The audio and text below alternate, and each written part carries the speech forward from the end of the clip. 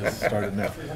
Okay, we'll go ahead and call the meeting to order. Good afternoon, everybody. Thanks for being here. We have a short docket, and so we're just going to get to it. And if there's anything we need to add, we will do so accordingly. But with that, we'll start the first order of business, which is considering the approval of minutes from our last board meeting on September the 10th. Is there a motion to approve the minutes? So moved. Is there a second? Second. It's been motioned and seconded. Any further discussion? Hearing none, all those in favor signify by saying aye. Aye. Aye. Very good. Motion passes and minutes are approved. Next order of business, the resolution number 30094. Yes, Commissioners, this is consideration of a use agreement with the Jerusalem Farm for a community harvest event this coming Saturday, October 5th, over in Kessler Park. You have a memo in your packet from Shannon Dooley. Shannon is coming to the podium, and we also have a guest, I believe, from Jerusalem Farm Organization. Shannon? Yep. Good afternoon, Commissioners. One-day event up in Kessler Park along Cliff Drive. Jordan Sheely is here with Jerusalem Farm. I'll let him explain the event to you. That is this Saturday. Well, I have invitations for all of you, but our organization, Jerusalem Farm, which addresses the home repair needs in the Northeast, we were wanting to throw a charity event, and we decided also within our mission we wanted to be a community event to invite people in the Northeast to enjoy Kessler Park and Cliff Drive, as well as invite people from outside of the Northeast to come and also experience some of the richness of the Northeast. So we have a disc golf tournament in the morning, which is there on the disc golf course. And then starting at 12, we'll have live music from 12 to 4, which will be free for anyone to come and listen to. Chipotle's donated some burritos for people that come to participate. We have other local vendors, restaurant people that are in the Northeast that will be selling some food, and also a farmer's market, and very small, maybe a couple farmers, and also local nonprofits will be distributing information about their mission and what they do. So that was our planned event. Great. Fantastic. Any questions? How many people do you expect? This is our first year, so we don't really know. We have about 15 people registered for the tournament, but I think we've been planning for like 300, not all at once, but throughout the day. So that's kind of, who knows. Great. Oh, great. Are you getting any feedback from neighborhood organizations up there that they would publicize and promote? Yeah, we've spoken at all the neighborhood meetings, association meetings, and Pendleton Heights is going to have a booth there advertising their community garden, and also a booth about their neighborhood.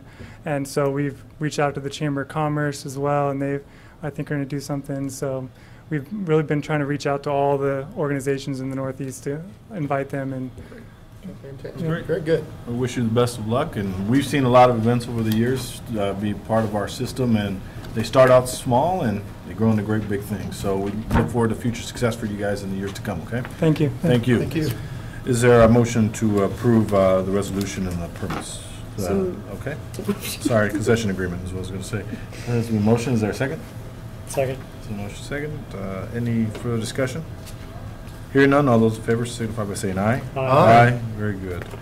And resolution passes. Resolution number 30095. Yes, Commissioners, you have a memo in your packet from Travis, and this relates to building orientation and signage along the boulevard. It ties back to our boulevard and parkway standards. This particular project is for a Family Dollar store at the corner of Troost and Brush Creek Boulevard. And Travis is here, and I know Steve is working on this also. And does one of you gentlemen care to explain this in a little more detail? Sure.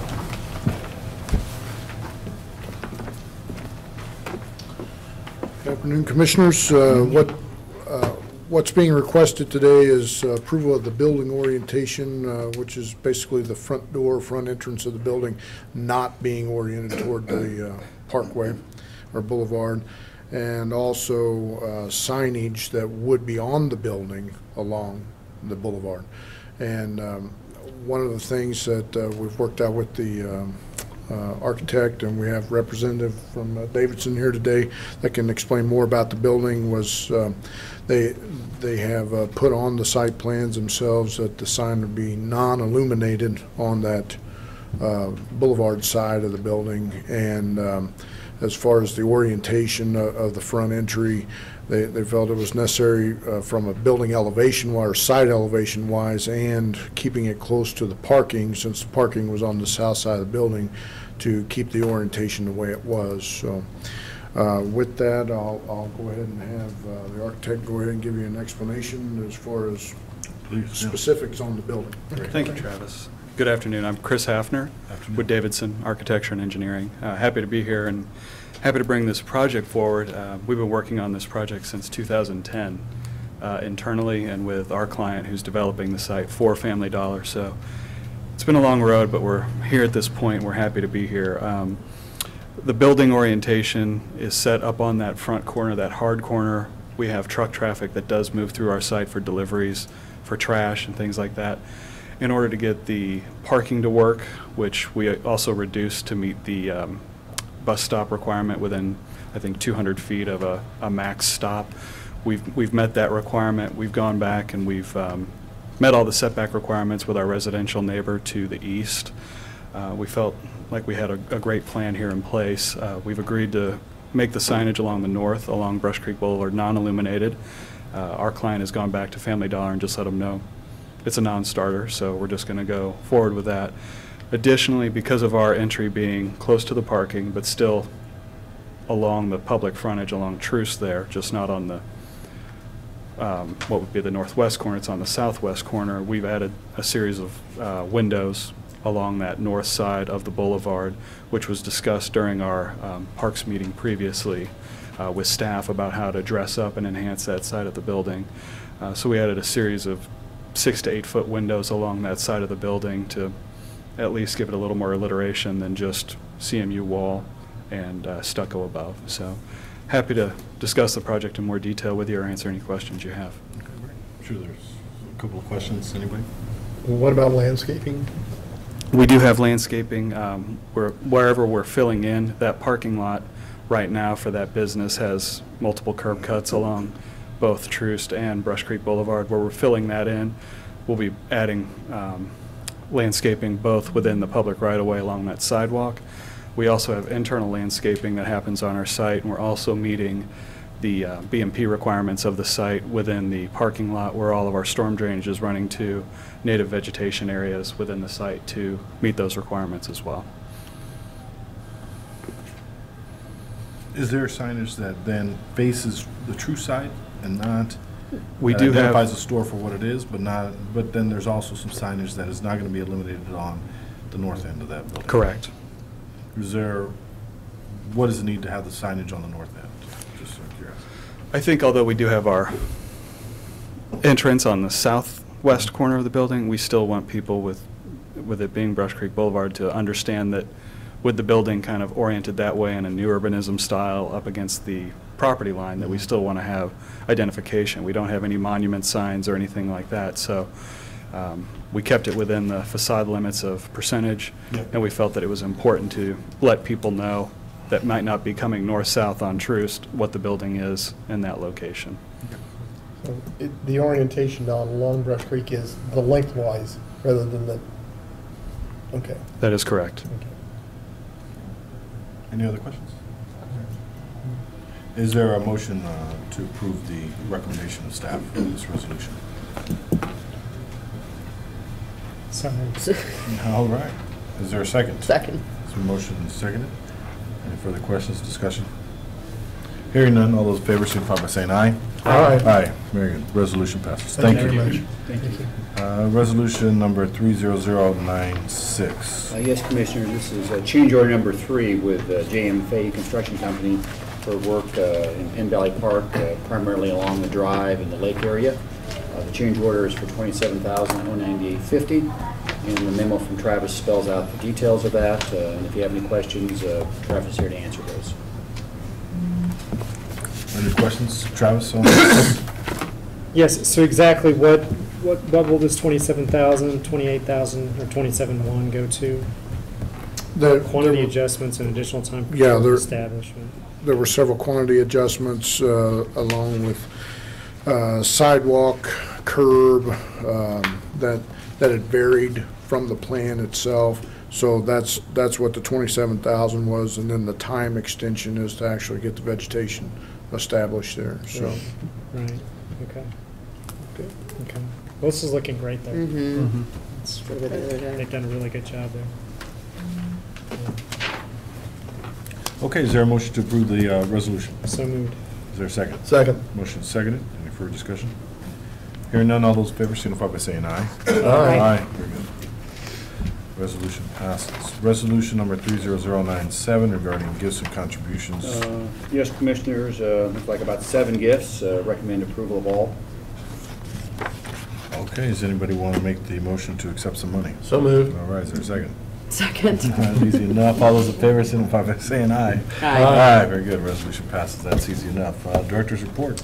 Yeah, first thing I'd like to do before we move to construction is give a little update on our summer activities that occurred this past year. And Terry has a document she's going to pass out and explain it to you.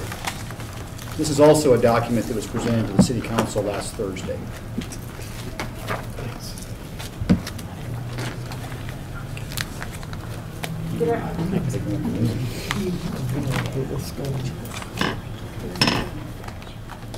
Good afternoon, Commissioners. As you know, we just ended our summer programs with a very successful summer. This information was presented to the council last week. The program is really a partnership between the Kansas City Police Department and the Mayor's Office and Parks and Recreation, and with the help of a couple of very key vendors. KC Hoops does our Club KC programs for us, and the Kansas City Keys does our night hoops. Matty Rhodes did our night nets, our night kicks, and then Carl Newton did our night nets up north. All total, we had almost 10,000 visits over the course of the summer, and everything culminated with a great event down at Union Station for the Mayor's Rock the Block on August 17th. So, very positively received, no major events, no major incidents, and just a really very, very, very good summer. So, any questions? There's a lot of detail in this, especially in the back. It has daily attendance, some surveys. Most of the kids said they either felt very safe or safe. Most of the kids said they would come again. I believe that percentage was around 70-some%, that they would attend again.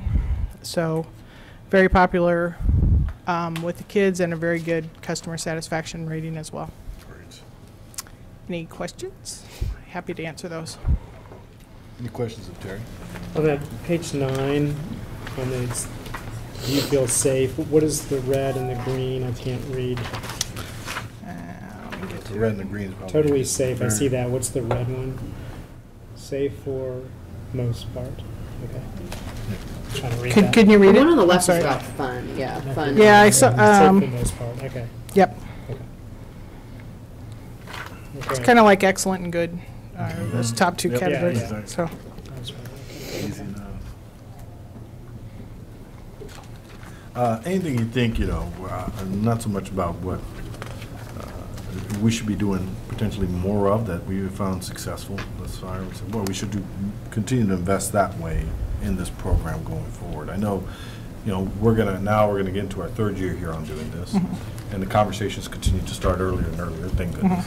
Is there anything else that you say, boy, if we these are things that we've really felt like the kids have liked, been attracted to, they've done, these have been the most successful aspects of this program? yes, Commissioner Sharon, I'm glad you spoke up so that I could remember that I failed to mention that one of our other key partners I'm just reading your mind. was Guadalupe Center at Tony Aguirre Community Center. I apologize for that. And they were critical. What we found is a couple of things. One of the things we found is that each program is kind of unique into the demographic and to the kids that are attending that center. Some kids prefer all dance. Some of the programs were more successful with the gaming components and a little bit of basketball and a little bit of dance. The younger kids, which is the middle school kids, weren't as interested in the dancing as the high school kids, as you would imagine. Finding the uniqueness of that, we did expand the program from 8 weeks to 12 weeks this summer, and we did expand to a couple of extra sites. Up north, what we found is if you make it a kind of a one-time big deal, once a month sort of event, the participation was good at that last party we had up there. Every week up there doesn't really seem to be marketable. So, yeah, we're still kind of gathering all the information, what works marketing-wise. The other thing that that we're actually doing a pilot program in our after-school program is to try to touch the kids that aren't dancers and aren't athletes, but more into the arts. And the mayor actually mentioned that during the briefing that we had the other day with City Council. So expanding the program and to make sure that we're including something for everybody, particularly in the area of arts. Great. Thank you. Thank you. Okay, Travis, major construction. Very successful.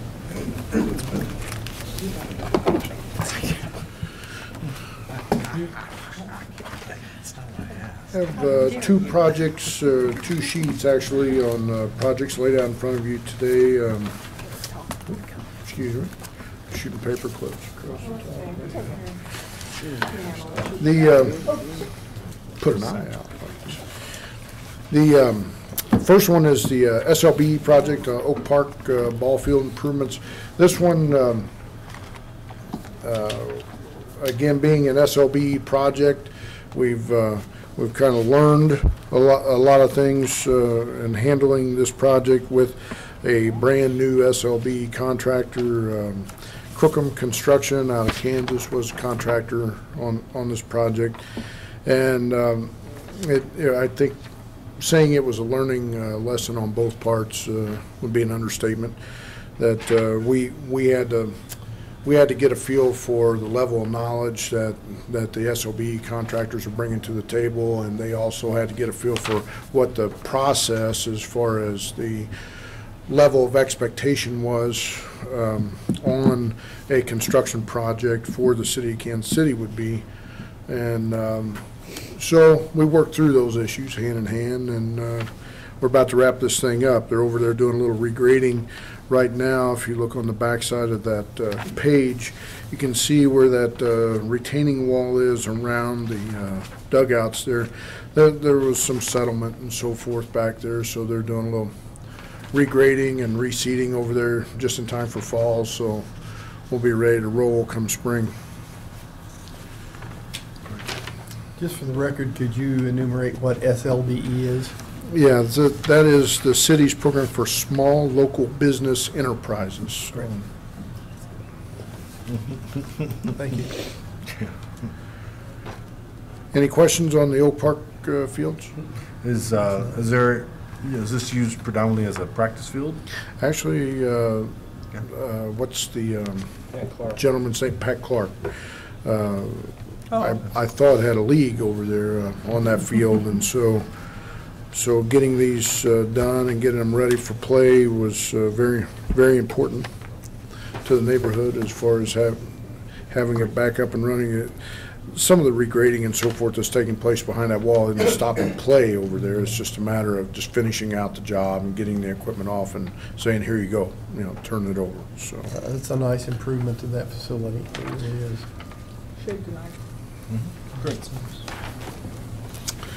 The second project is over at Satchel Page. That was the slope improvements. There were a lot of erosion, slope failure along Swope Parkway on that project. So you can see the segmented retaining wall that was put in at the bottom, and a lot of the regrading that was done up above the wall, and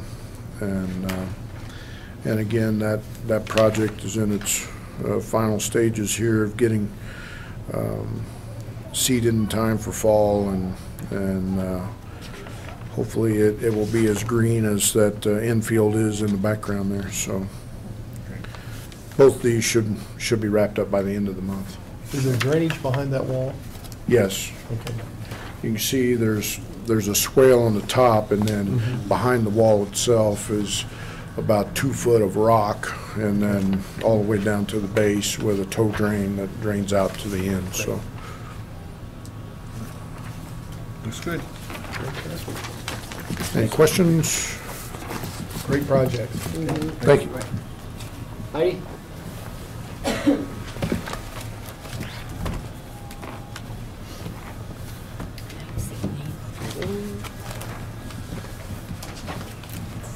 Good afternoon again. We have a really, really busy month.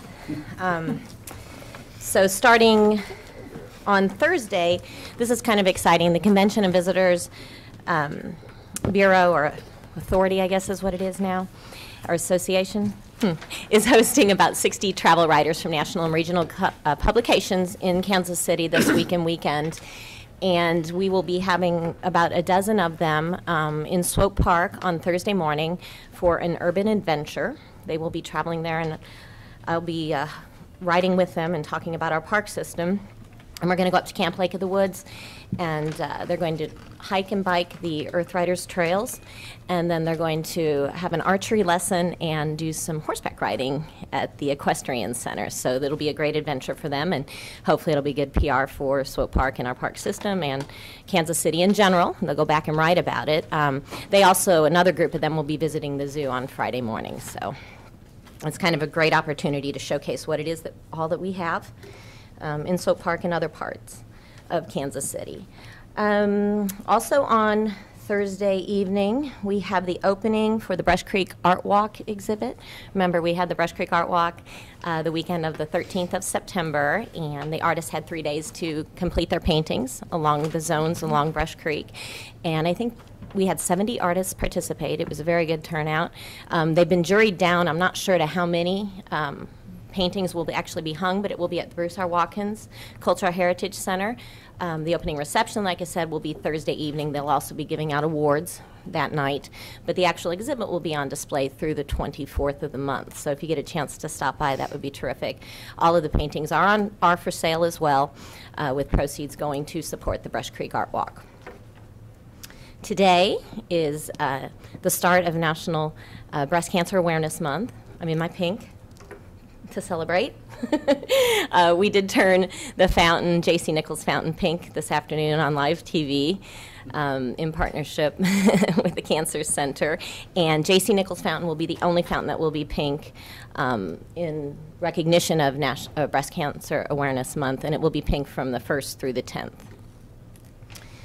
Oh gosh, we have the zoo run on Saturday. You will be running in that, Commissioner Judy, and will be representing us afterwards at the ceremony by saying a few words on our behalf. Thank you. And on Sunday, we have a Volks March that we're co-hosting with the Clay Platt Montessori School up there by Line Creek Community Center. So if you want to go walk and explore those trails up north on Sunday afternoon, and they've just been completed down through Riverside, almost to the river now. So it's a beautiful trail. Yeah, beautiful trail, and we're doing it with the Volks March group. So it's like, you know, all certified and everything. I think there's a 3-mile and a 6-mile course that you can walk. And yeah, beautiful fall day to go walk the trails. The following weekend, of course, we have Magic Woods at the Lakeside Nature Center. That's on Friday night and Saturday night. We have the Harvest Festival at Shoal Creek Living History Museum. And then we have Waterfire along the banks, or in Brush Creek and along the banks of Brush Creek on the Country Club Plaza. I've handed you and sent you out an invitation to the patron party, which will be at the new culinary school on the plaza, which is kind of exciting. So if you could just let me know. I know I've heard back from several of you if you'll be able to attend, but I need to get your RSVPs in as soon as you can let me know. And then we have finally confirmed the dog park groundbreaking. Our partnership with North Kansas City on the new dog park that's up at 32nd and Swift, and that will be on October the 16th at 2 p.m. So hopefully some of you can make that. Bring your dogs on a leash, because it's not yet complete. And then one more thing, we have tentatively confirmed the Swope Park soccer opening for November the 5th, sometime between 3 and 5 p.m. So, say that date again? November the 5th. And that's the day before the Big 12 soccer tournament begins, so there will be practices going on the field that day, and we're going to have the actual Big 12 commissioner in town, so that's pretty exciting to assist with the grand opening. Okay, exciting stuff. I think that's Good. Very good. Thank you. Very good. Very good. All right. Peace, police. All right, anything else on director's report? No, I think that Covers covers it? it, Commissioners. Do we just want to, there's nobody signed up on the public hearing side, so do we want to look at the calendar? Yeah, just a couple things. I see if there's anything on here that Heidi hasn't touched base on already, most of which she has. Of course, next week, a few of us will be at the National Parks Conference, starting late Monday, then going through the remainder of the week. And then our next board meeting brings us here on the 22nd of October. And then the FOTS annual meeting is 5:30 on the 23rd. Those all show up on the month of October. 29th, right, for the board meeting at the 22nd? Oh, I'm sorry, And 29th. You're right. 15th. 29th, yeah. Yeah. 15th. Yeah, we have the 15th and 29th. Okay. Yep. I'm sorry. And then just take a quick glance at the month of November. The two meetings on the November are the 12th and 26th. And then, Carmen, you might want to mention the Metro Directors Commissioners Banquet. That's on the 8th of November. November 8th. It's at the Starlight Theater, and I believe it begins at 6 p.m. Yes. 5:30 p.m. You should be getting invitations probably by the end of this week. And, I think you had to save the date. Save the dates may have come out before you got here, Commissioner Judy. November 8th. Yeah, and what that is, and I'm not, we haven't had one of those for, we do them every other year, is that what that is? The Metro Directors Organization, which is the coalition of all the directors in the Metro Parks system, and, you know, both Kansas and Missouri, every other year have had a banquet, and we have a guest speaker, and we invite commissioners to that. Okay. So hopefully you can attend, and the rest of the group there that night, along with the directors, will be the commissioners from all the other county and city agencies in the metropolitan area. And there again, as Carmen mentioned, it's at Starlight Theater. And that's the evening of the 8th of November. That's it. Great. I think that's it for now. We're needing to go into executive session, closed session. Is there a motion to do so? Make a motion to enter into closed session to discuss real estate issues pursuant to Missouri Revised Statute, Section 610.021. Very good. Commissioner Dillingham, is there a second? I'm sorry. Second. Okay, the motion is seconded. Is for discussion? Hearing none. Commissioner Dillingham, how do you vote? Yes. Commissioner Mecklenburg? Yes. Commissioner Judy? Yes. Commissioner Chowdhury votes yes as well. We are in session. You just sign right there. Okay.